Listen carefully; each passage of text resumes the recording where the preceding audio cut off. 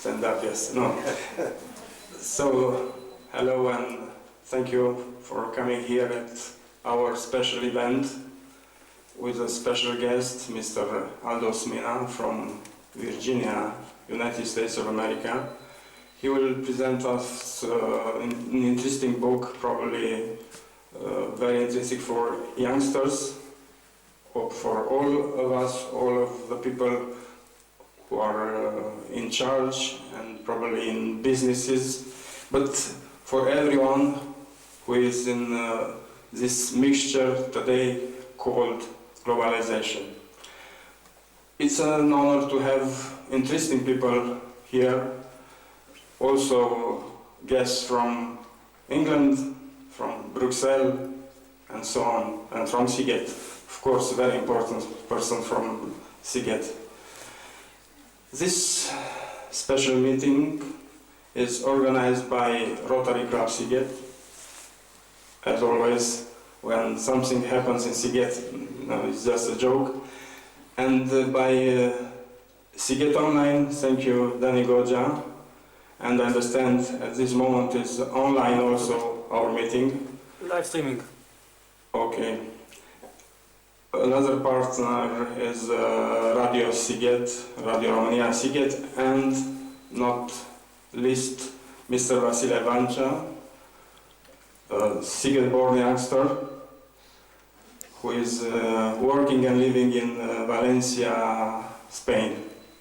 So globalization brings us together for an interesting, I can say, meeting. I didn't read the book, but I had a discussion yesterday with Mr. Mina, and I think it will be an interesting challenge for us to discuss without reading the book and also to read the book after today. I will thanks again to Mr. Mina, who is here, and he is very, very kind and generous with the Sighet public. And I will ask Mr. Vasile Vancea to introduce you, Aldous Mina. Hello and welcome. I'm going to introduce Mr. Mina, the author of FACECONOMICS. He's, as Mr. Maris said, he's from Virginia, Norfolk. He graduated Liberty University. He graduated international business, and he has an MBA, also in international business from the American International University, Intercontinental University. We are gathered here for an event that is going to talk about the actual term of FACECONOMICS. And this is going to be an event about opportunities that the social media is raising for our generation, for this generation, but also for the generations to come. Mr. Mina is the founder of an international consulting group. It's called the Premier Global Council Group, based in Washington. He worked for the federal government of the United States, for the Washington DC field office. He also collaborated with many multinational bodies, entities, like the World Bank, the International Monetary Fund. He worked with the US Peace Corps in a project here in Romania. I will leave now Mr. Mina to explain the concept he described in his book. Mulțumesc.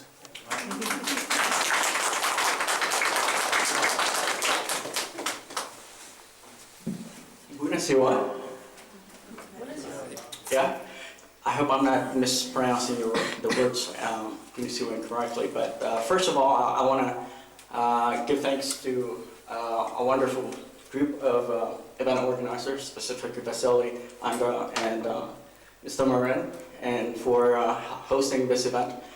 I'm still in a kind of different time zone. I'm still in Washington, D.C. time zone. I'm still trying to adjust coming back into Romania, but it's always been a pleasure to be here and spend the holidays in a wonderful country, a country that's always been dear to me. I first started here as a Peace Corps volunteer under the U.S. Embassy back in 2008, working in economic development, and in conjunction with various international and foreign and multinational organizations operating in the country. Having said that, I think we are very appreciative of every single one of you guys to come and listen to our presentation specifically on the globalization of market using of social media and the content that is being used throughout the world, not just in Europe, but in societies that are culturally advanced and adapting.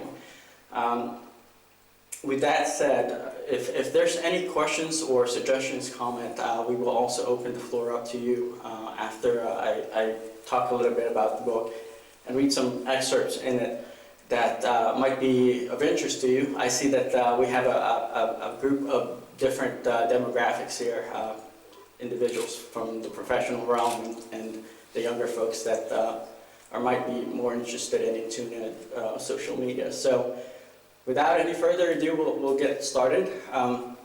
Mulțumesc frumos again for your time, and thank you for developing ciorba de burtă, my favorite meal in Romania. Every time I come here, I look for ciorba de burtă, they includes, and some sarmale whenever I get the chance. So, all right, we'll get started. Reach over this for a second. FACECONOMICS was developed in a transition of time. When social media was incorporated into the U.S. main society, it actually started back in Harvard University.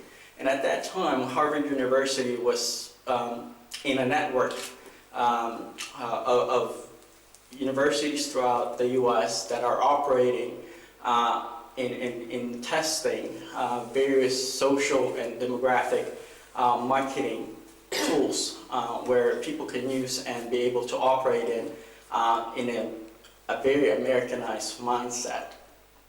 And my university just happened to be a part of that network, Liberty University. There were about 27 universities that was a part with the network of Harvard University's structural development endeavor in terms of trying to apply social media in the local, mainstream population. Our school, Liberty University, took on thinking that it was just going to be a social platform.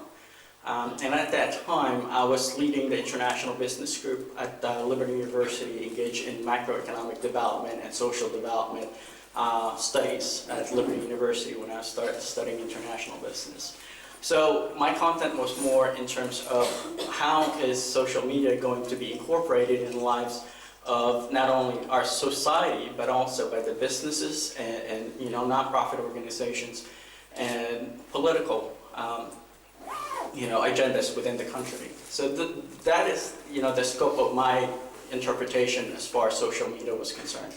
So my group kind of formulated this idea of what is the general public using and doing in order for them to kind of appreciate the fact that people are sharing their lives, and also not only lives but motivation, attitudes, and educational endeavor onto their social media pages. So, as most people would probably think of social media as a marketing tool predominantly, just because of the content that is available and also inexpensive. And having been so inexpensive, people all over the world are now discussing it and being able to adjust to it.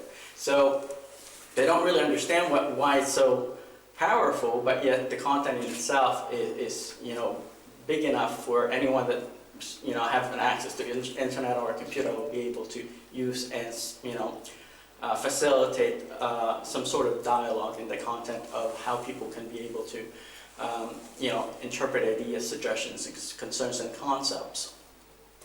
So when I started writing the book, that was back in 2006.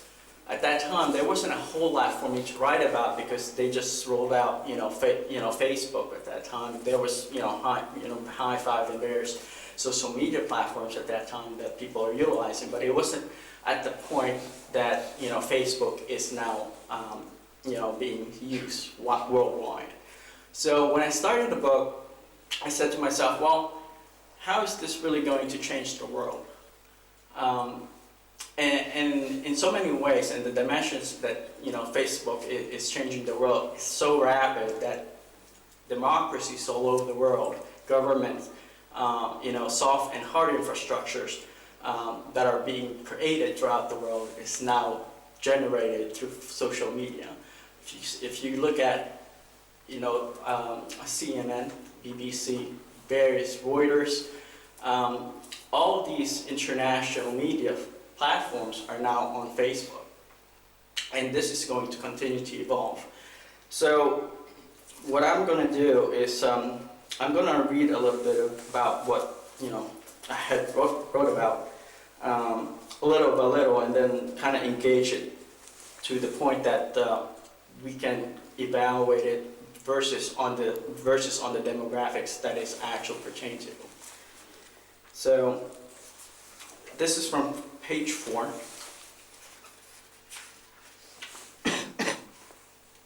My engagement with social media began several years ago while I was sitting at a computer lab at my university waiting for my group members to come. I was curious about Facebook. I kept seeing friends try to track down friends and engage in a melodramatic search of friends' profiles, even those of their crushes. I joined not really thinking about the future reach of social networking, nor trying to evaluate its potential role in international commerce. It took a year before I started posting pictures, and even my profile was lame. I remember debating, trying to convince myself that putting my political affiliation, educational background, leisure preferences would be safe and no proprietary benefit would be exploited based on my uncanny left or classical crossover. And everything that pertains to it seems to be the complete opposite now, because everything is being posted on social media. As a few months passed, I never took a gander at my Facebook profile. It was while meeting with members of the club I founded, the International Business Council, that I realized the intercontinental reach of social media and its role in shaping the 21st century world of international business. I saw how members of our club posted and communicated with their families and friends overseas and talk about their lives, ranging from university events, classes, social interaction, overall development, through their social media pages. In a way, it was a nature discovery for me. The moment I associated Facebook and other social media sites to the globalization of markets, I began to try to connect how social media has escorted emerging countries to their aspiration to develop economically. And yes, I did have a lot of time at that time.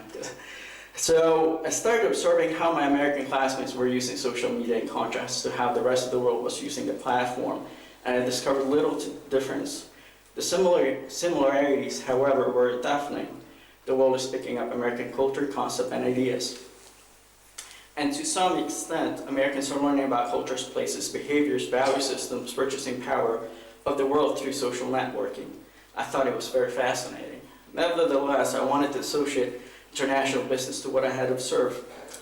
I did not have a solid enough case on which to reflect on at that time. Several years later, I noticed that that trend did not change but only intensified. Around the world, a substantial amount of content was being shared between friends, then friends of friends. From overseas, started sharing about their lives, desires, preferences, and vice versa with Americans. We could see the globalization of markets in the 21st century through the lens of social networking. Emerging markets face systematical, ethical, political, and sometimes social dilution. The cost can be hundreds, and if not thousands, of reasons. By reducing these challenges, the modern world can be explained through business and social models by societies that have used social engineering and social models and advancement, both internationally and domestically. So if you really look at what's going on today versus what it took place several years ago, or even decades ago, most countries in the Western European sphere or the U.S. societies have evolved into an economic advanced society where it is well entrenched to the globalization of markets, but it wasn't that obvious for us. Today, it's becoming more and more obvious in a part of our lives. So having said that, that's when I started, conjuncting all these, connecting the dots per se, in terms of how can we advance societies and the globalization markets where every society is not, not just developed, but also emerging and frontier markets can benefit from. And that's when FACECONOMICS kind of evolved and developed the concept in itself. If you look at micro and microeconomics, you see the dimension of the scope where the Austrian ideas of Hayek and Karl Marx interpretation of social microeconomic development and regional domestic evaluation for social segmentations. It's more in tune with an affluent society. Today, the scope is different.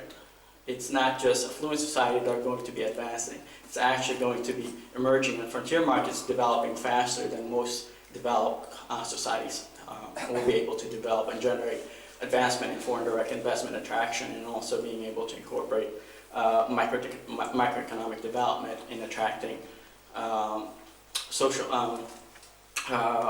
multinational economic initiatives. So having said that, going into how is this going to be evaluated, the book talks about soft and hard infrastructure in terms of social microeconomic development. But we didn't really, when my team and I developed the book, we didn't want it to sound so much in economic jargon per se. People that are using economic theories and various concepts in economics being kind of spit it out to the population where they won't be able to really understand the concept and interpretation of it. So what we did was associate social media in terms of little conjunctions from what you put on YouTube per se onto your wall and paste it onto your Facebook page, and also look at links that you share, blogs that you write, and associate that with economics. And it wasn't easy because a lot of the demographics that we're having to target are stemming from 14 to 45 years old people that have various either professional or political background or cultural attributes within them. So it's a challenge. So what we had looked into further was how is this going to, in effect, associate yourself, in the Romanian context versus an American context versus the British, Dutch, German, Japanese, Chinese, whatever content, and be able to understand that even though everybody comes from different cultures and societies, their motivation is going to be influenced by social media. Does that make sense?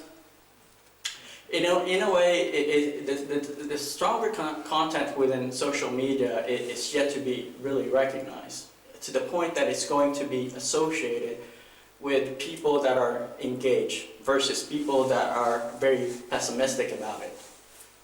Okay, and that's the whole idea behind FACECONOMICS. One point that we came up with was the language. The language gap has been significantly shortened by social media and networking site. That's on page 27. That is the local dialogue. It's no longer the norm in international business social media development. English is becoming the language of choice for posting on social networks, regardless of whether it is the mother tongue of the poster or not.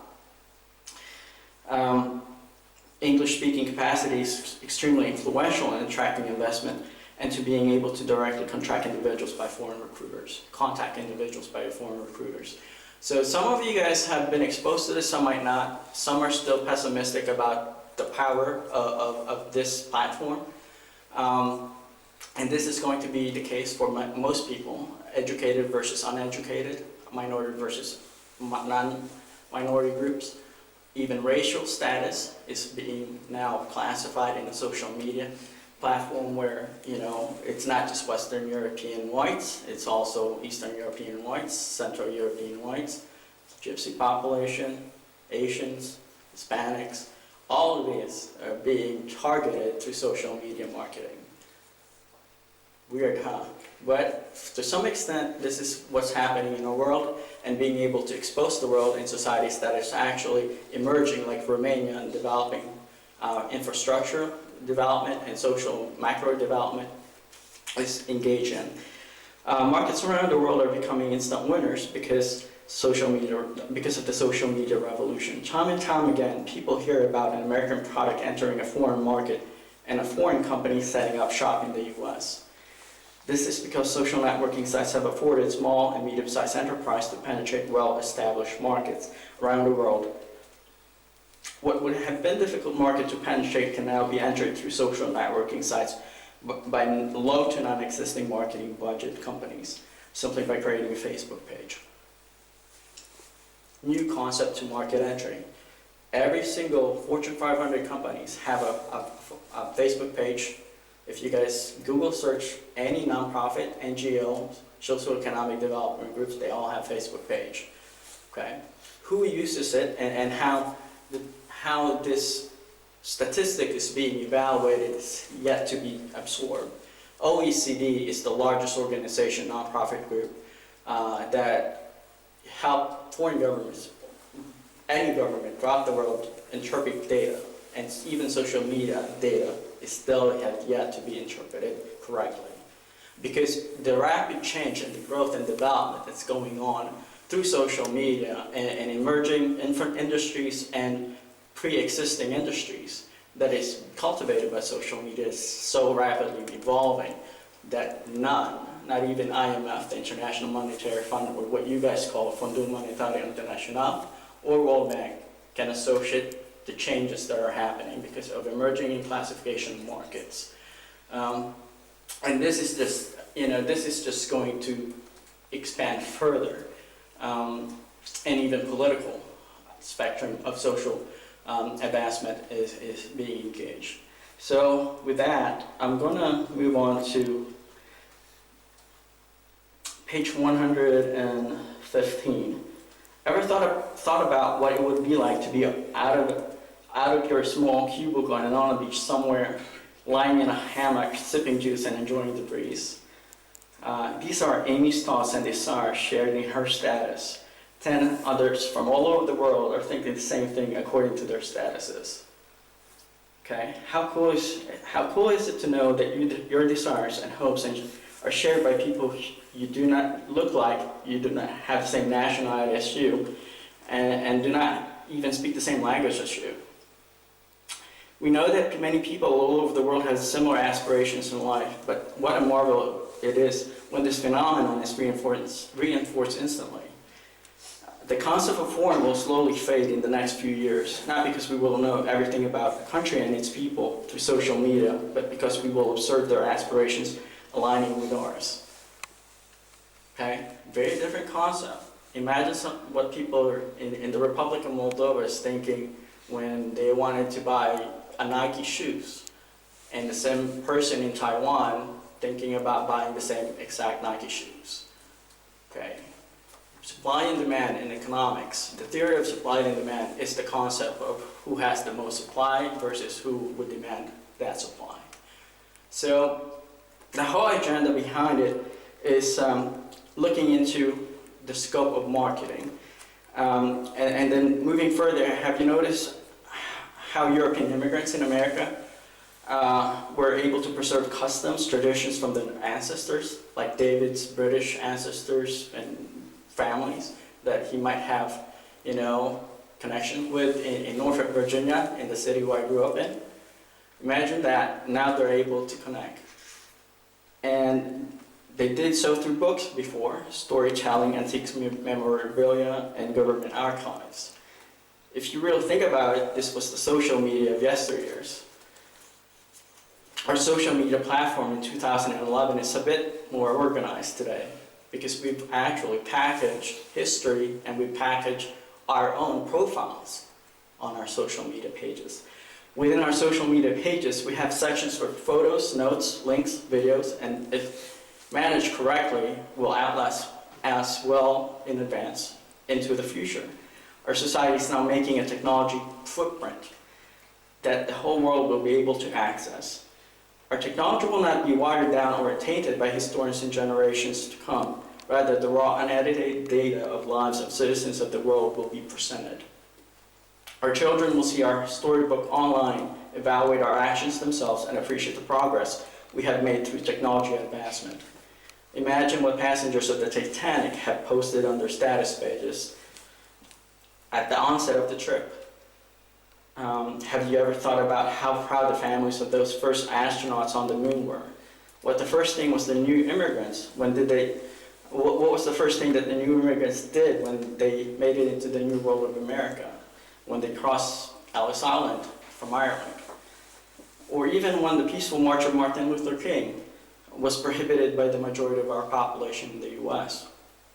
Today, the very first multi-ethnic president of the United States of America is able to tweet public and engage citizens in a direct question and answer session in a virtual world. All the advancement and visionary planning of the 21st century is now available at the click of a button. Does that make sense? So, events and circumstances in society are forever cataloged in a digital age and shared through social media worldwide. Countries, economies, businesses can now leapfrog each other to the world market level in as short as a decade or even a few years. The rate of advancement has significantly shortened by technology. Societies are now rapidly developing through social media. Such technology will continue to evolve for the next generation to realize. Have you ever seen commercials where a young spokesperson sits in front of a computer viewing photos of friends' trip in Asia on his social media site while his parents are out exploring in a brand new car? In his own way, the young person is figuring out a way to travel the world just like his friends on Facebook. His parents have a narrower view of exploration and have not crossed the Pacific Ocean using their cars. Now, the social and the generational divide exists. And as I mentioned, there are systematic formulation that we all as society had to progress through. When we were growing up, you go through a stage where you go through kindergarten, pre-kindergarten, kindergarten, middle school, high school, college, and so forth. Today, people in middle school can get access to information that college-level individual would have access through social media just by having friends that are professionals online.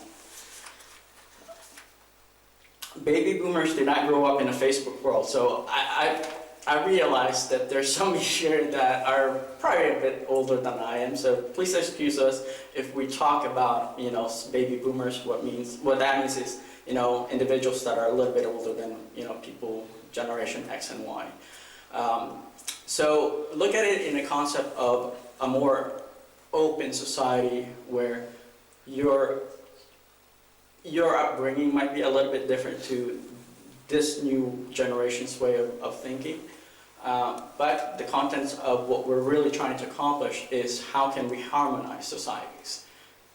So that might, hopefully that's the content that you guys kind of reflect on more, rather than, dividing the sectors, X and Y generation. Baby boomers did not grow up in a Facebook world, but are now educating themselves on the benefit of social media. A one world society would require similar understanding about the benefits of social media platforms to them, their community, their country, and the world at large. Just like the colony of ants, we are tuned into the colony's need through social media. We are now more socially aware of what is going on in our country, region, world, because we have access to people and their thoughts. Using social media as a tool to learn about others in society falls short. However, when the only people we have on our social media pages are the ones that look, think, act like, and feel like us, then it becomes a more glimmer society to be a part of. So if you really look at the contents of things that we're having to be exposed to today, it's very different to what we as a society or previous society had to adapt to, or even want to be influenced or listen to. Does that make sense?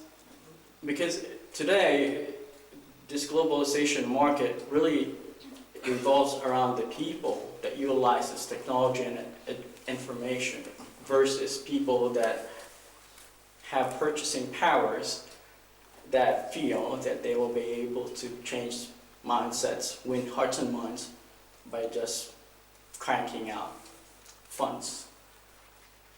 Okay, so there's a way for us to win hearts and minds today. If you want to be a diplomat from Britain trying to help, a society in advancement in GMO products or agricultural products, development in countries like Romania, Moldova, Hungary, Bulgaria, then there is a way for you to do that today. Substantially inexpensive and has a large scope of influence. Okay, going on to page 127. How are we doing on time? Are we okay? I don't want to go over. Yeah. All right. About 20 more minutes. Okay.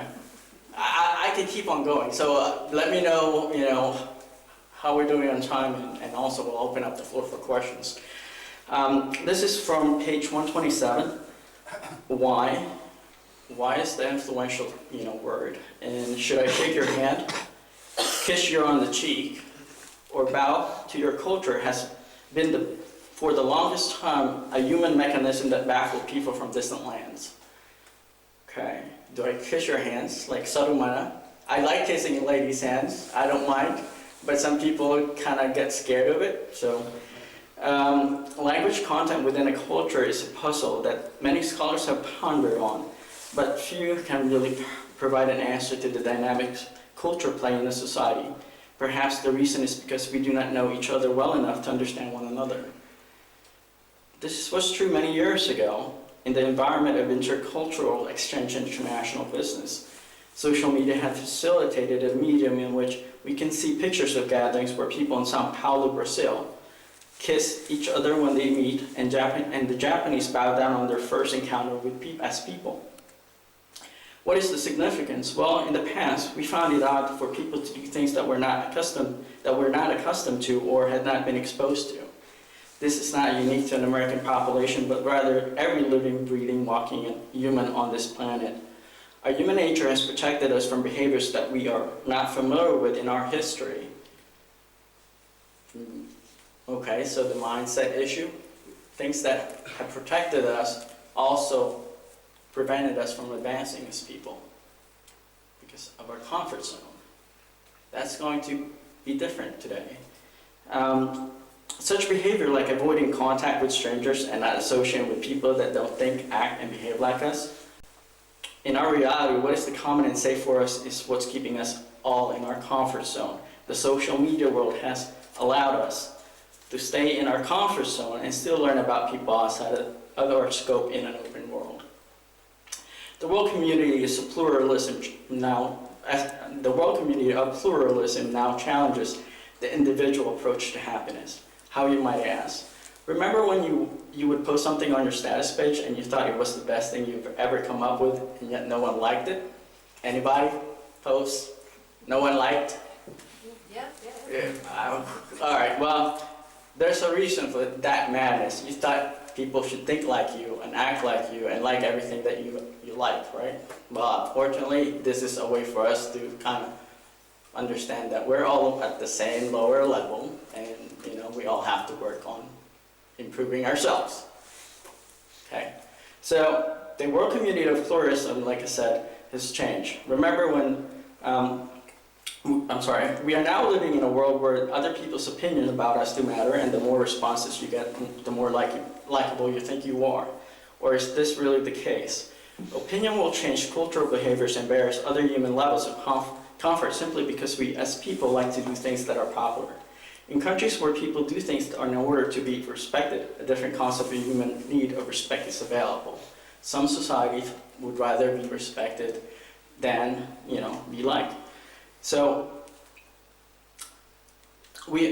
where was I? We will learn to appreciate each other and behave accordingly once we've learned to adjust to each other's culture and in some cases incorporate foreign cultures into our lives. In the modern world, we will adjust together on things that are of value to us. Examples are the lyrics of popular songs that are more offensive or brands that exploit women and children. The world will unite and reject criminal offenses worldwide and will build a consensus that populations hold true and are not dictated by their government.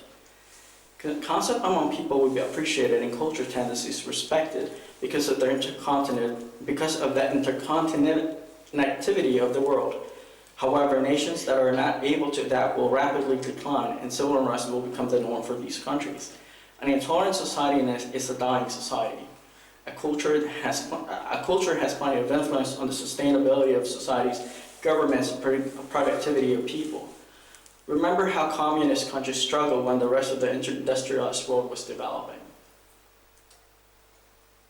Everybody's quiet. So you probably all remember, I would imagine. Now, a very similar future will be wed to those that are not able to unite their population and work together as a nation in spite of age-old culturally irrelevant practices.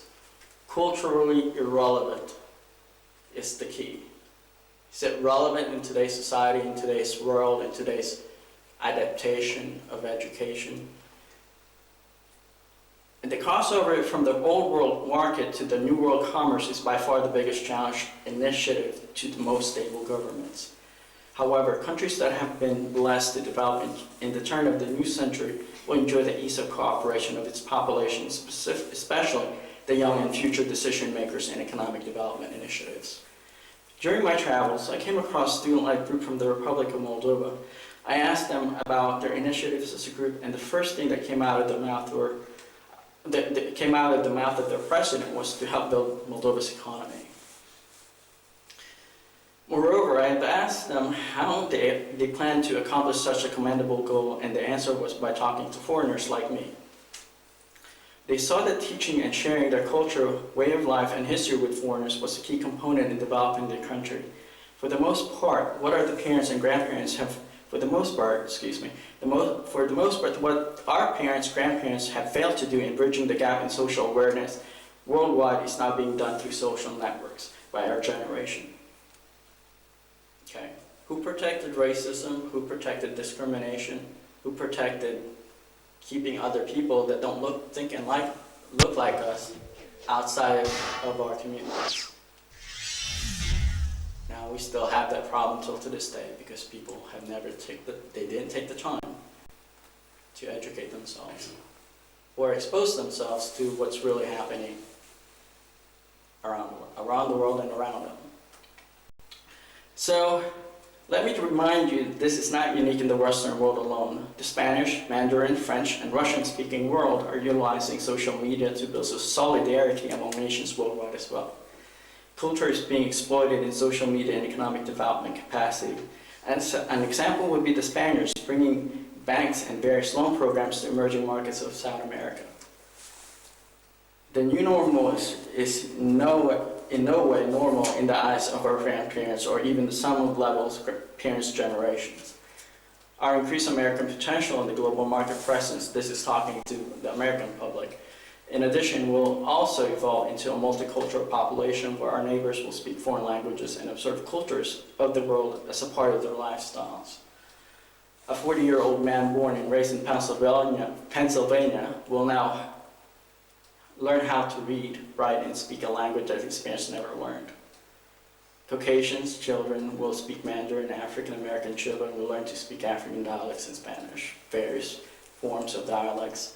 The world will in fact increase in its English language skills through a social medium accessible around the world. Okay, if you go on your Facebook and you write something in English and you want to edit that, Facebook now lets you edit what you type onto your Facebook page. It increases your potential because you're interacting. Our world will be different and yet be recited with the same inhabitants and the same government system that remain engine of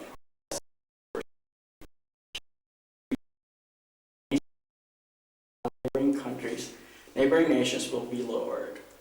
European Union, well, things will definitely change. Visa programs to the US, that will change eventually. Because now the commonality of people, specifically intellectual, your brain, your intellect, is what's more valuable asset-wise to these countries worldwide. Okay, so diplomacy will be more transparent. Honesty and cooperation will become the norm among national representatives. The book in itself were endorsed by several ambassadors. The reason being is because there was an issue with the State Department with the WikiLeaks issue, where Mr. Assange had,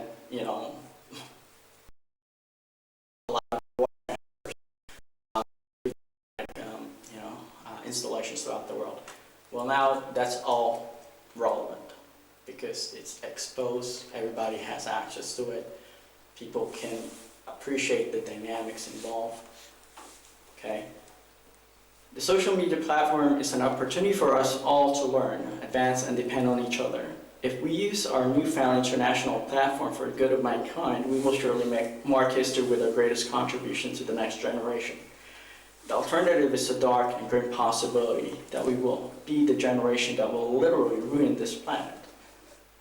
Okay? The complexity of the world stems from solipsist predispositions and the innate nature of people to search and destroy. We are now engaged in a world that is open and increasingly becoming transparent, where every thought and desire is out there for the world to see. Imagine that. Okay? Facebook 15 years ago was not even used anywhere. I went to Carrefour in Coughlin and they say like it with a big, thumbs up. So imagine the magnitude that, social media is now, kind of incorporated in our lives. Africans were marginalized in America. Native Americans were kept in confinement. The contribution of Asian immigrants were never talked about in history books in the mainstream school system. And Latin American workers were considered unable to advance because they could not learn the local language. Even whites that were discriminated against are not even shared in our mainstream school curriculums. Imagine the Irish, the British immigrants that came to the US that were discriminated against. Okay. No one talks about it, but everybody talks about the flight of the African American population. Okay. So, have you ever thought about where we will all be in the next 20 years as a society? Well, if we play our cards right, the next generation will be thanking us well into the 22nd century if we use social media in order to change mindsets and bring people together in this century. We now have the opportunity to participate in history as well as shape the future world for our children and great-grandchildren. Our petty differences no longer merit a single clause in history books, and we need to get over ourselves and start thinking about future generations. FACECONOMICS will generate growth and prosperity worldwide, and we all need to celebrate this concept. It is in the world's, and indeed America's interest, to participate in transformation of the new world market. The boiled frog mentality, this is a business jargon basically. Boiled frog is when you're stuck in a pot of boiling hot water, and the more you increase the temperature of that boiling water, that the frog ends up getting boiled and ends up dying inside the pot. So don't have that mindset where you're stagnant. You're always, in your comfort zone. You're not looking to, expand, develop as a person and as a professional. A business stagnant mentality is what the boiled frog mentality concept is about. Never be a partner of the new world, and will never be a partner of the new world market. The same goes with the government that think that can prolong monolithic approach. The world must now learn to cooperate, face a rapid decline in economic growth and opportunities within their markets and eventually region. The fortress model is an economic killer and a social decay model if countries continue to implement it. No one country, continent, or region can survive on its own, and FACECONOMICS will make sure that this is the case for worldwide. Racially charged economic policy is a policy that has faltered in the past, and no one nation should incorporate protecting its ethnic identity into a micro and macro policies. Okay. Anybody been discriminated in Western Europe because you're from Eastern Europe? Yeah, well, that's the case. All sorts of people, culture, creeds, nationalities, religion, norms, and languages inhabits the world. A society that rejects the world will in turn reject opportunities from the world, which is its people. There's no such thing as inferior people, just inferior mindsets, and which tends to show themselves in industrialized nations of the world.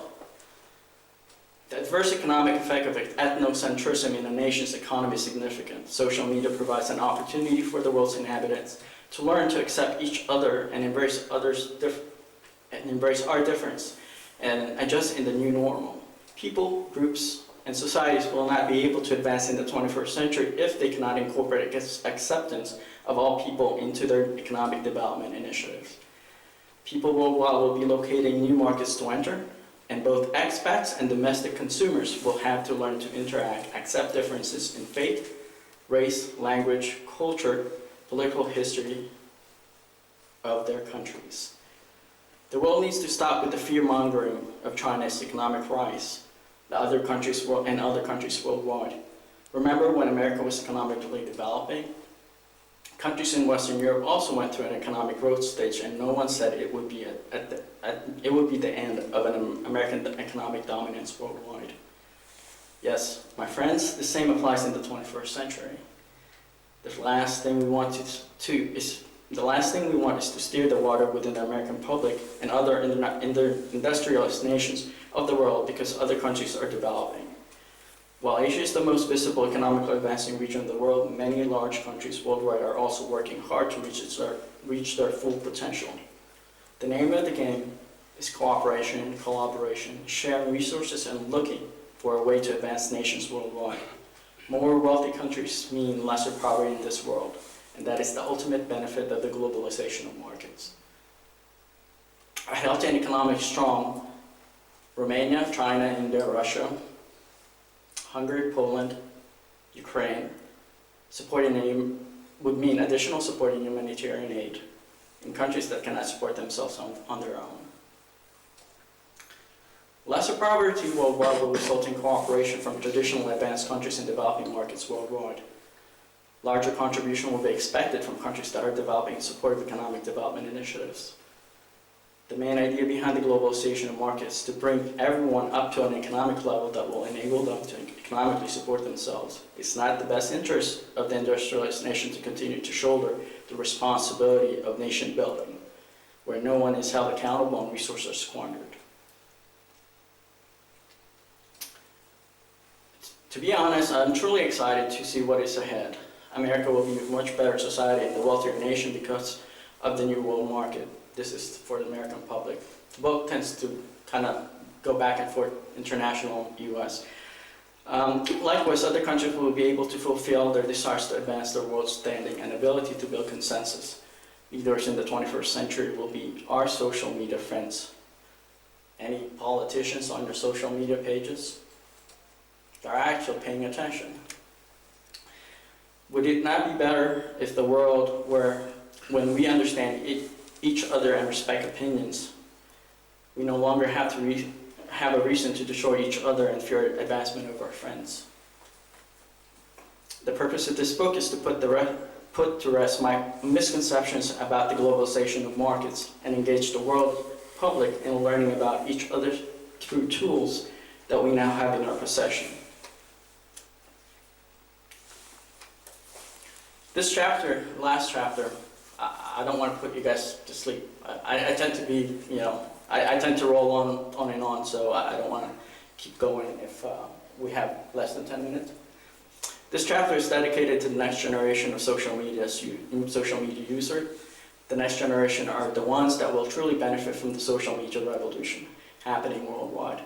My generation built it, and we are all test driving it today, living, breathing, product, and have yet to evolve in a personal identity database for the whole world. The social media revolution will soon evolve into an identification system for the world managers, police, universities, hospitals, commerce, etc., to encapsulate the FACECONOMIC idea. The success story of my generation is being able to provide a platform for the next generation to help make the 21st century interconnected world a little more user-friendly. And bridging the gap in culture and society has now become virtually easier. Parents often wonder, what does a new world market or the new normal truly mean? Having to explain the human ability and imagination can only mean one thing. The new normal will be a profound change in history. This means people worldwide will have to look deep down within themselves to create purpose and meaning for themselves. Children that will be entering college in the next 10 years will be faced with a unique challenge, a challenge that has never been a part of the world ever since there was one. But it's now increasingly dominating societies worldwide. The challenge of being able to accept each other as human beings inhabiting the same planet, working together to build each other up. This may sound cliche, but in today's reality, interaction with people from a different race, language, nationality, religion, gender, preference will become more common than in the past. The next generation will now have to answer to people that do not look like them and think like them for accountability. Social norms will increasingly change and adapt into a more global norm where individuals understand concepts and value systems that was not part of their society in the past. The social media revolution will increase fluctuations in commonality in people of the same kind, meaning race, religion, nationality, language, having a new concept for a new generation. The digital age will turn the next generation to more global citizens whose regional and geographic borders only happens in the history books because of the increasing income potential that the next generation will be able to enjoy. Markets will further develop, new industries will be created to adapt in the new world market order. Industries in space exploration will be one of them, but also industries creating luxury homes in the middle of the forest, small cities in the oceans, where there are no restrictions, supply will also be incorporated in the new world normal. The future world and the markets will actively engage in cooperation despite what may seem like mayhem in the year 2011. New democracies will emerge and strong system of governance will be modeled to these aspiring nation leaders. Systematically, commerce will become more harmonized in developing logistics, which will allow developing countries to easily implement trade structures into their economies, and that will be able to follow. The next generation will be a class of people that will see discord and civil unrest as a reality in the old world societies, but will be able to combat them more effectively and efficiently in today's space-economic world. The new normal will expand a more global attitude where individuals will be more open to working abroad and securing residency in various parts of the world. Frugality will also be a big influence in the decision-making process of upcoming social media users in the next few years. They will incorporate accounting and budgeting skills much more sophisticatedly than we do now. The idea behind their uncanny skills in budgeting is not for local market consumption of products and services, but will have a global influence in this dimension. The next generation will plan for international travel and job mobility in the 21st century. Amidst of all this, a few will engage in domestic consumption and local domicile, but will be dissatisfied in their choice at some point in time. Those that have opted to remain in domestic settings that they have gone to know will be exposed to an increasing number of individuals that have had international living and working experience and have found fulfillment in their lives because of what they have accomplished abroad. FACECONOMICS is a powerful idea that will continue to evolve in a spectrum of a limitless possibility for those that will open up their minds and welcome this new normal into their lives. Many will gravitate to social media to collect understanding and eventually accept the new market normal that is taking place. An even larger portion of the world population will use the new platform of international interaction to develop new opportunities for themselves. Okay, I think I've gone long enough.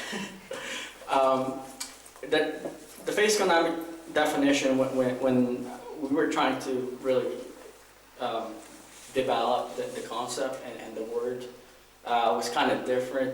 It's kind of a struggle for us because when you're operating on a macro and macro level and trying to adjust the verbiage so that it fully incorporates the terms and what, you know, what the actual relevance of that word is to economics was a bit hard for us to do. It took us about 2 weeks to really develop this word, FACECONOMICS, as a macroeconomic, social and economic development adaptation, utilizing social media to influence changes in market development worldwide.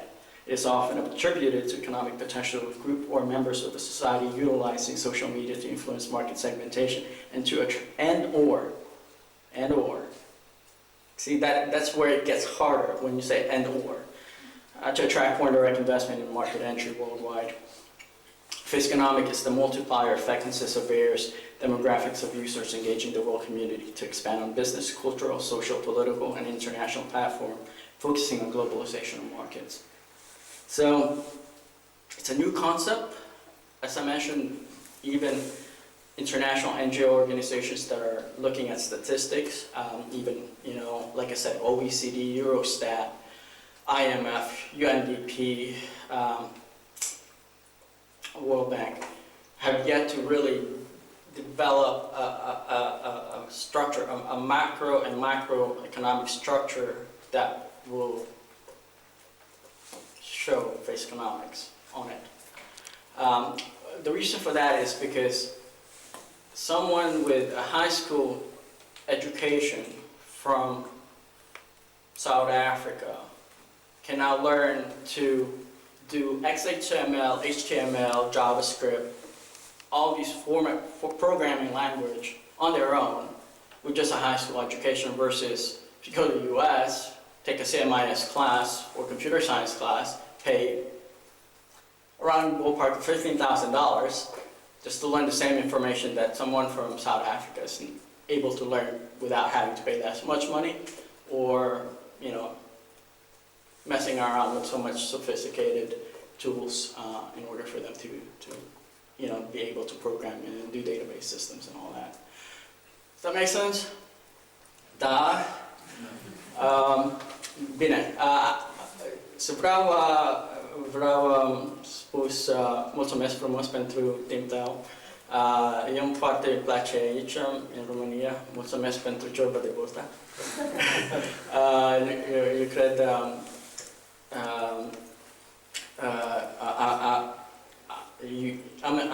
eu vreau să continuez dezvoltarea economică în România și proiectul meu aici și mersi frumos pentru timpul tău. If you have any other question, please feel free to ask. I don't know how much time we have, but We have for more questions. okay, for more questions. Go ahead. So you talked about one of the implications of social media on the global convergence of consumer tastes. And the second part of my question is, in your view, how can that global convergence of consumer taste affect the global markets of Romania and other similar countries? You have sectors, right? You know, when you look at, you know, your product placement, you know, Romania tends to have a more sophisticated taste in terms of products, even, you know, services, or, you know, the way that you dress, the things that you put on your face, everything. You know, your product is a bit more sophisticated typically compared to somebody from Moldova that doesn't have the same access to those products and services. Romania is now a part of the EU system, and eventually when you join the Schengen system, you'll have more access to Western European goods. So your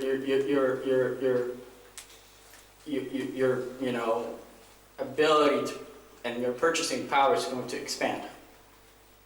So it's a diverse, you know, spectrum that you're looking at.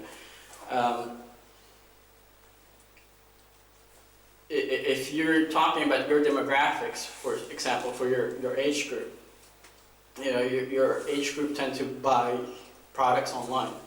You know, I think there's Talk My Row now. There's all sorts of online distribution channels that you can, you know, buy products and market onto, and you know, do all sorts of product placement activity on, and it diversifies your options. So it's a general, you know, it's a fairly general subject. It's hard, if you give me an example in terms of what kind of product would, you know, you think will generate interest in the Romanian market more, maybe we can talk a little bit more about that. And I'll give you my contact information also.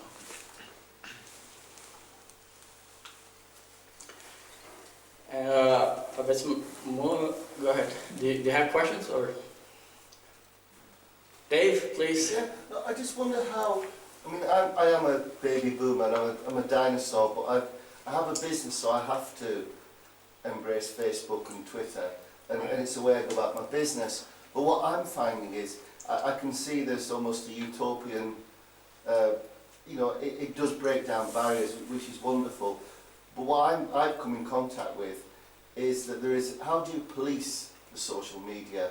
Because we've had some bad things on Twitter, and also say TripAdvisor, where you'll get people deliberately sabotaging other people's business. So you have this great democracy, this great liberation, but sometimes it's capable of being twisted. Oh yeah. And I agree, you know, it breaks down racism, but on the other hand, it does give a voice to the right-wing groups. That's happened in Britain, Right. which is very disturbing. You know, it's like we'll have, you know, people from the British Nationalist Party following us on Twitter, so you ban them, you black them up because we don't want to be associated. Right. But they've still got that voice, and But you know, we live in a very democratic, you know, society today. There are a lot of bad apples out there. yeah. I mean, you have social hackers, you have political, you know, agendas that, you know, different political groups are trying to influence, you know, attitudes and the mindset. It's a good question in what you place, but I think for the majority of the population of the world community, I don't think that's so. It really depends. I've lived in London. I know you know, certain conditions that are so hard to control in London just because of, you know, freedom of speech, balance of power, you know, and then you have a parliamentarian system that have various agendas, and then you have a more vocal system that is anti-globalization, and then another system that is pro-America, another system pro-Europe. It's a mixed bag. Excuse me. Because I think the more advanced a society becomes, the more influential they get. Mm-hmm. And that's just the way the world is. Yeah. You know, the more people speak English, the more command, you know, of the English language you have, the more influential you become. Just because of this, you know, because of the ability of the language to convince. And also educate, you know. And so I think that's always going to be there. You know, YouTube has, you know, policies that it's about 18-page long. Facebook's got 35-page long policies. Not everybody read them. Not everybody understand, you know, the information in them. But that's just how life is. I mean, when Facebook was developed, people tried to hack into Facebook and started copying their info source, you know, the text to program Facebook. Like I said in the book, there is now new legal systems that are being developed by, you know, various governments and societies to combat this misgeneration of information. But they can't touch it so much because of the shared economy level, where you share stuff on your Facebook page, it becomes economically, you know, it cannot economicalize. You know, brand products and services. Right, brand products and services is associated to pricing now. You know, marketing. So that's the issue. You know, there are people that will continuously try to sabotage, you know, your various various websites, not just Facebook. But there is no way that one individual in government or political system could know who that bunch are going to be. You don't know how they're going to act. What you can do is develop a platform where you can, provide penalties to them for misbehaving. I mean, in the U.S., when I was in Washington, I was with the federal government. I was a liaison to the White House last year, and people hacked into our system because I was a financial analyst at that time, and people wanted to know how much our budget was for fiscal year 2013. But there's always going to be people like that. You can't change the fact that there's going to be people that will misbehave. All you can do is provide punishments and ramification for their actions if they misbehave. But a great question, because I know it's really hard in the UK. It's really hard because you have a very democratic society, and it's open. Oh yeah. Open season for just about everything. It is open season, and obviously it seems to make you vulnerable, and it provides some corners for some very dark people to live. And with cyberbullying as well. This is quite worrying. Well, it is worrying, but our reality today has become to the point that we have to be more sophisticated. Yeah. The dilemma specifically for the U.S. market is that, we have a society that's wealthy, we have a society that's well educated, we have a society that tends to travel abroad, and then we have a society that is also very vulnerable because we know that there are people in our midst in the U.S. that just don't understand this, concept of globalization. They don't understand the concept of technology. They don't understand why we have to adapt to it. It's just a reality. If you sleep, like I said, the boiled frog mentality. If you're a boiled frog, you're that frog in that pot, and you don't get out of that pot when that pot starts boiling, you're going to get boiled in there, and you're going to get killed. And what you can't just, you can't operate as a person and not develop and evolve mentally as an individual, because you're going to get stuck. If you're stuck, then you're out of luck. That's just how it is. I mean, there's always going to be a race to the top. May it be countries or people, The World is Flat, when it was written. I've actually spoke with the author, Mr. Friedman, in Washington, D.C. when I was in Washington, and the concept of the book, The World is Flat, is that everything's flattening out, everybody's got access to information, opportunities. So if you get stuck on doing the same thing that you've been doing for the rest of your life, and you're not able to adapt to the changes in the world, you're going to suffer. That's just the name of the game. And today, in this generation, that change happens really fast. Really fast. Asha. I just have to confess, it's not proud that I don't have Facebook and Twitter and so on. I think, and I suppose that it's also social media offer with comma the possibility to be in a trap, and it's probably an unusual instrument for uneducated people. Probably the world is not prepared, entire world, to fully access all these instruments. But I hope I will have next year page, and I hope that also all that type of barriers could be stopped, and for the way to the top of the exchange markets and so on will contribute, also those tools will contribute to change also businesses in social businesses. Right. I don't know. Yeah. No, you're absolutely right, and your generation is a perfect example. When Romania joined the EU system back in 2007, the farmers in Romania were against it because they didn't want to adapt into the Western European way of killing their animals, catching their fish, developing their crops. And today, they go to Bucharest trying to buy, technology that is so sophisticated that it goes beyond Brussels, classification of sophistication. So, like I said, social media is a new normal. It's new in so many levels because you're not only exposed to ideas and mindset, you're also exposed to behavior. And when you have that kind of metamorphosis of information and content and value system, how do you adapt to that? It's a challenge, because all you know is what you've seen all your life. If you look at back in the days when the cavemen were in a cave, right? They see the flame in front of them. And when the flame burns out, they go to sleep. Right?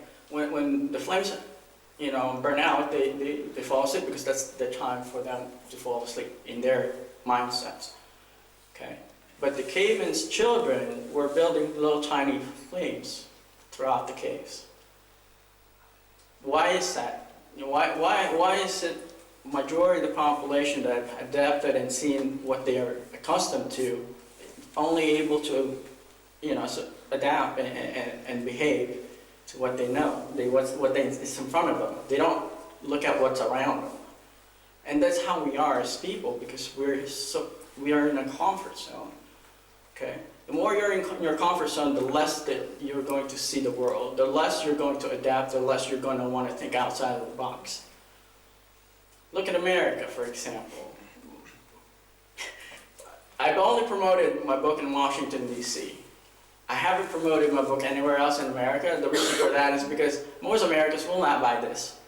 They will buy Xboxes. They will buy things that, is instantaneously gratifying for our population.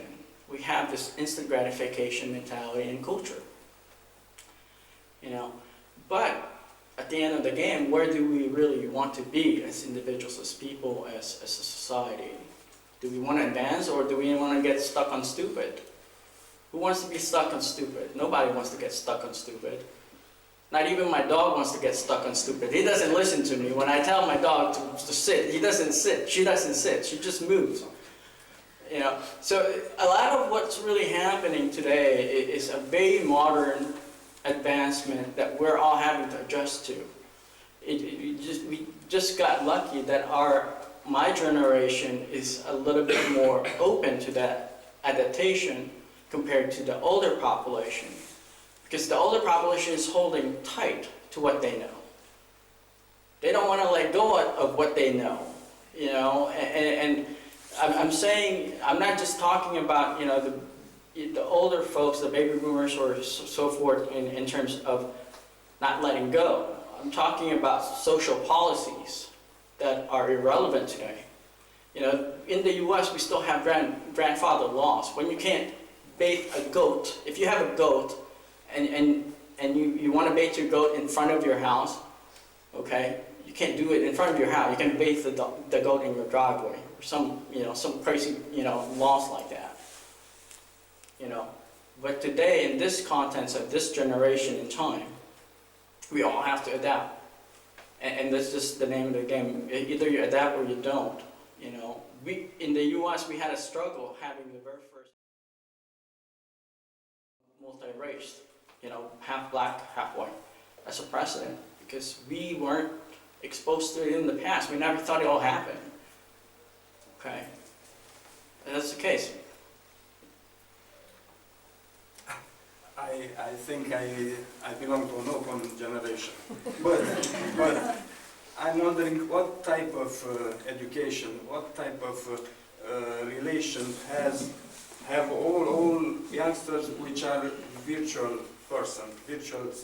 people, totally unreal. Yeah. The generation, okay. They will live just virtual. They will live in dreams and. No, I don't think. No, I think that's not the answer that will live. Yeah.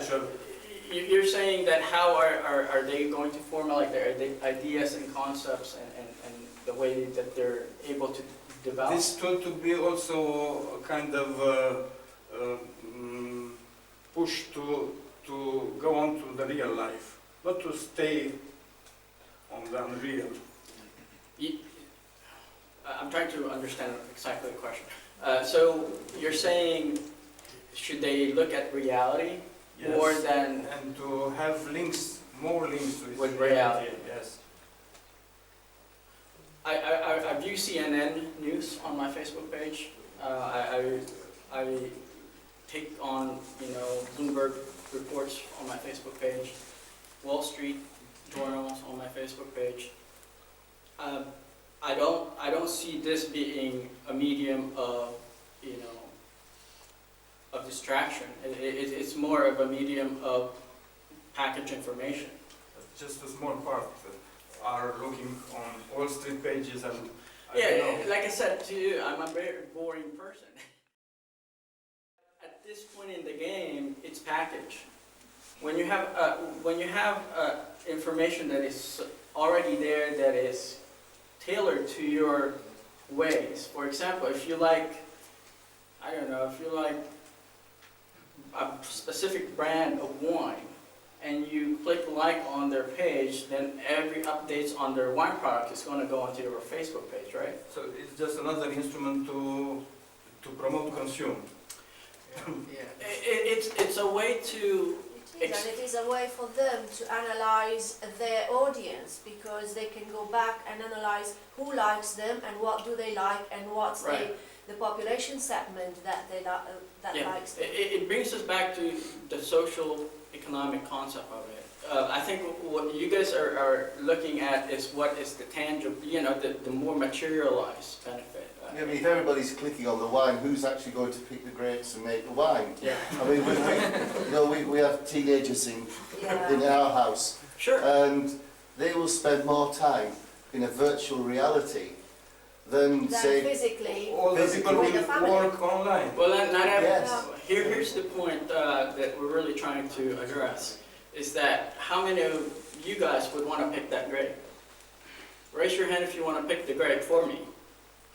Yeah, I'm quite happy. Yeah. Okay. That's right. If you want to pick the grape for me, then have at it. What we're trying to incorporate here is how can we get other forms of picking the wine products, may it be robots, may it be androids or whatever. There's talks now with people delivering using, these, what was the name of this? They have hovercrafts that are now delivering mail. Oh yes, Amazon. So who wants to do the menial jobs? No one wants to continue doing the menial jobs because your quality of life is going to deplete. Now, what you want to do is advance your mental attributes so that you can incorporate your knowledge into a more advanced, more sophisticated way of thinking. In the U.S. we have issues with Mexican farmers coming in, picking our potatoes, picking our tobacco, all of these things that nobody wants to do. And then you talk to a Mexican diplomat, and then they would say, well, you know what, we're actually controlling robots to man the borders. Okay, so these are all sophisticated changes that's happening throughout the world. You wouldn't want to be stuck on the same level of coexistence as the old folks had to grow up in, because every single one of them complains about it. So how are we now adjusting?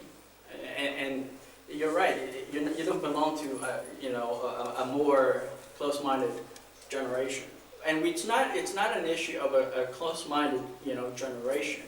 It's an issue of higher level of thinking.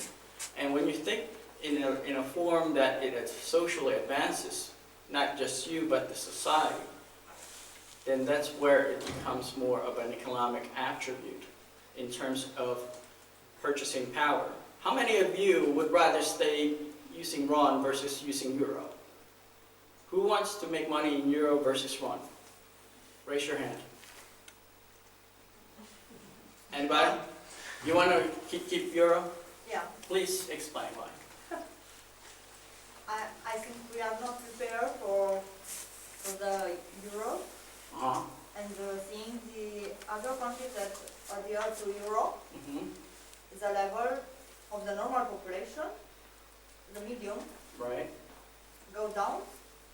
I'm not sure, I'm not an economic expert. No, that's you know? fine. And the reason that I want to make a Everything. comparison is because this. When a society develops, you go through changes, transitional changes, growing pains is what they call them. You know, you have to learn to adapt, okay? If you don't learn to adapt, then you're going to stay at the stagnant level of growth as you've always been. Okay. The reason I asked who here would rather make money in euro versus RON is because the purchasing power of euro is stronger, right? And you'd be able to save more, buy better things with it. So everybody, you have to associate it in terms of how you incorporate and associate yourself as an individual, as a consumer, as a thinker, as a level of an educated person in terms of how you want to engage. If you engage the same way as people that aren't educated engages, then you're going to be dissatisfied. And that's the theory behind FACECONOMICS, because you don't want to be stuck engaging on the same level that you've always engaged. But I'm not considering myself in Sure. stuck. I am considering myself evaluating person. I like to learn a lot, but Sure. not necessarily adapting everything from the more Yeah. evaluating society. I think Right. that our particularities identify us better than adapting. I don't know. But I was talking. Different, Yeah.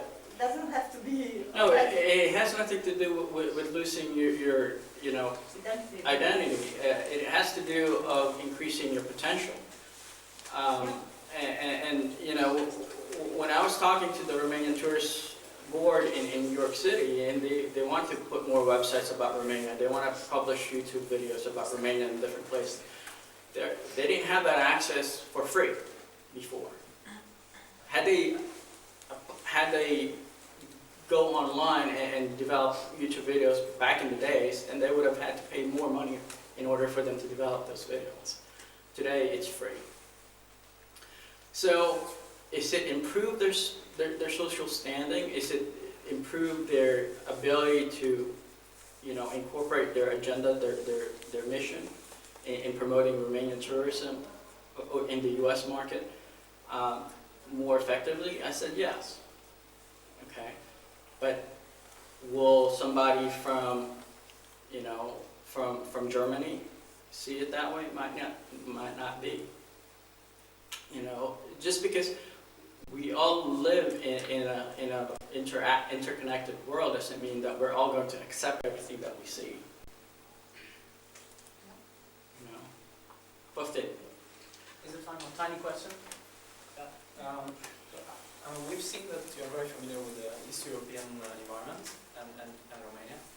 And I was just wondering, could you share with us like one or two very good examples of where FACECONOMICS was applied in this region, or otherwise an area where you see huge potential?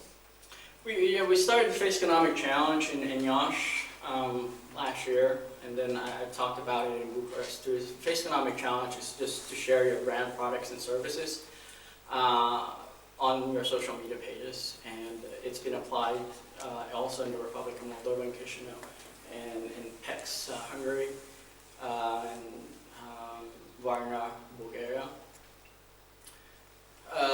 Like I said, it's not everybody that will they're not going to latch on to a new concept like this. It takes time. Facebook has only been in existence for a few years, 2006, or no, 2007. So it's not been out there that long. When Hayek, formulated his theory on domestic microeconomics. It took him 25 years to prove his point. So, I mean, all this is developing in our generation. It might be our children's generation that will say, okay, we actually benefited from it, because they actually have data to prove it. OECD still don't have data for social media pages. Facebook itself don't have data for the kind of, SME development, like small, medium-sized enterprise development. They don't have any data for that. You can advertise and pay $10 per page so that they'll, crank out, marketing banners and stuff like that on other people's pages, but they don't even have a structure to see who the demographics that actually receive them, and if the purchasing power of that demographics is actually associated to that person that says this is, they're Yale, Harvard graduates or whatever, and they make $150,000 a year. There's no way for them to associate that. So it's not quantifiable at this point. There's just no measurement. It's just so sophisticated and so fast that there's just not an engine that can really track down, simultaneously. Okay. Just one question. Do you think that social media and FACECONOMICS would increase the quality of tourism in our area? Oh yeah, absolutely. Quality, and not about image, false or true. You're looking at economics in terms of you have to adapt and engage and actually formulate a plan. If you have a social media page, you have to create a business plan or tourism plan saying that, okay, this is what we want to do. Point A, develop this website. Point B, all this. Do marketing on it. You can't just look at Facebook in itself and say it's going to do all the job for you. You actually have to do the legwork in developing, a strategy and a structure for tourism. Like I said, I've talked with Manuel Alb. He's the director of Romanian tourism in New York, and we were trying to formulate a plan to develop some sort of strategy. But if you have a strategy and you don't vocalize that strategy with the rest of the the population, they don't understand what you're trying to accomplish, then they're not going to follow suit. You have to actually promote your concept, identify that concept with the population. I've seen a lot of your maps and your pamphlets and paraphernalia. They're really great material. All we need to do now is develop that network and sharing that information with folks around the world. So, like I said, there's YouTube now that you can plug in videos and other materials onto that is relatively cheap. We're on YouTube, live video, where it's relatively cheap for us to engage in this kind of event. So that's just the nature of FACECONOMICS, because we're not having to spend so much. We're not having to create a budget for marketing per se, specifically just so that people around the world will get access to our information. They can Google search us, they can Google search our information online while we sleep, can translate it, Google translate it. So there really is no barriers now to information. It's just what you do with that information. And my parents aren't on Facebook. My mom and my dad's not on Facebook, and I'm not going to let them befriend me on Facebook. So, but it's just our way of adaptation. I think the longer that we understand the world at large, the better off we're all going to be. The struggle, I went to the Sighet communist prison, and it's a sad, sad place to be in. I've never been exposed to, so much strife. I don't know what it would be like, if each of those prisoners had their Facebook page, and we can go on their Facebook page and see their thoughts, their mindsets, what they were, incorporating into, their Facebook page during the time when, they were in prison. It's a sad story, but it's a great revolution of what we as people can advance in. And that's just how I think we should all, aspire to be.